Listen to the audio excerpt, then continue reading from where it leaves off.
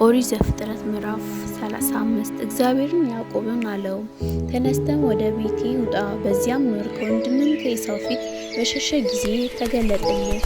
እግዚአብሔር መሠዊያውን አድርግ። ያዕቆብም ለቤተሰቡ ከእርሱም ጋር ላሉት ሁሉ እንዲህ አለ፣ እንግዶቹን አማልክት ከመካከላቸው አስወግዱ፣ ንጹሕንም ሁሉ አልብሳቸው። ለውጡ።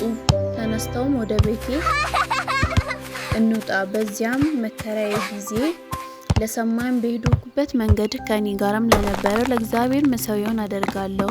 በእጃቸውም ያሉትን እንግዶች አማልክት ሁሉ በጆሮአቸው ያሉትን ጉትቾች ለያዕቆብ ሰጡት። ያዕቆብም በሴኬም አጠገብ ካለችው የአድባር ዛፍ በታች ቀበራቸው። ተነስተውም ሄዱ። የእግዚአብሔር ፍርሃት በዙሪያቸው ባሉት ከተሞች ሁሉ ወደቀ።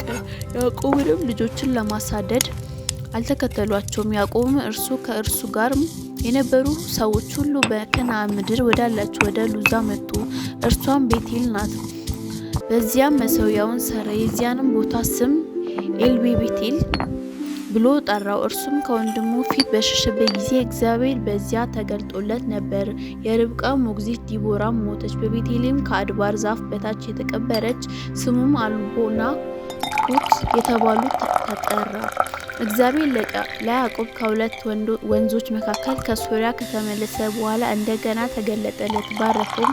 እግዚአብሔርም ስምህ ያዕቆብ ነው፣ ከእንግዲህ ወዲህ ስምህ ያዕቆብ ተብሎ አይጠራም፣ ስምም እስራኤል ይባል እንጂ አለ። ስሙንም እስራኤል ብሎ ጠራው። እግዚአብሔርም አለው፣ ሁሉን ቻይ አምላክ እኔ ነኝ፣ ብዛ ተባዛም። ሕዝብም የሕዝብ ማኅበር ካንተ ይሆናል፣ ነገሥታትም ከጉልበት ይወጣሉ። ለአብርሃምም ለይስሐቅም የሰጠኋት ምድር ላንተ እሰጣለሁ፣ ካንተም በኋላ ለዘርህ ምድሪቱን እሰጣለሁ። እግዚአብሔር ከእርሱ ጋር ከተነጋገረበት ስፍራ ላይ ወጣ። ያዕቆብም እግዚአብሔርን ከእርሱ ጋር በተነጋገረበት ቦታ የድንጋይ ሐውልት ተከለ። የመጠጥ መስዋዕትንም በእርሱ ላይ አፈሰሰ፣ ዘይትንም አፈሰሰበት። ያዕቆብም እግዚአብሔር ከእርሱ ጋር የተነጋገረበትን ያንን ቦታ ቤቴል ብሎ ጠራው። ከቤቴልም ተነሱ፣ ወደ ኤፍራታም ሊደርሱ ጥቂት ሲቀራቸው ራሔልም ምጥ ያዛት፣ በምጡም ተጨነቀች። ምጡም ባስጨነቃት ጊዜ አዋላጅቱ አትፍሪ፣ ይኸው ደግሞ ወንድ ልጅ ይሆንሻልና አለቻት። እርሷም ስትሞት ነፍሷ በምትወጣበት ጊዜ ስሙን ቢንያኒ ብላ ጠራችው፣ አባቱ ግን ብንያም አለው። ራሔልም ሞተች፣ ወደ ኤፍራታ ብትወስደው መንገድ ተቀረበች፣ እርሷም ቤተልሔም ናት። ያዕቆብም በመቃብሩ ላይ ሐውልት አቆመ፣ እርሱም እስከ ዛሬ የራሔል የመቃብሯ ሐውልት ነው። እስራኤልም ከዚያ ተነሳ፣ ድንኳንም ከጋዴር ግንብ በስተወዲያ ተከለ። እስራኤልም በዚያች ሀገር በተቀመጠ ጊዜ ሮቤል ሄደ፣ የአባቱን ቁባት ባላን ተገናኛት። እስራኤልም ሰማ። ያዕቆብንም ልጆቹንም 12 ናቸው። የልያ ልጆች የያዕቆብ በኵር ልጆች ሮቤል፣ ስምዖን፣ ሌዊ፣ ይሁዳ፣ ይሳኮር፣ ዛብሎን። የራሔል ልጆች ዮሴፍ፣ ብንያም። የራሔል ባሪያ የባላ ልጆችም ዳን፣ ንፍታም፣ ሌም።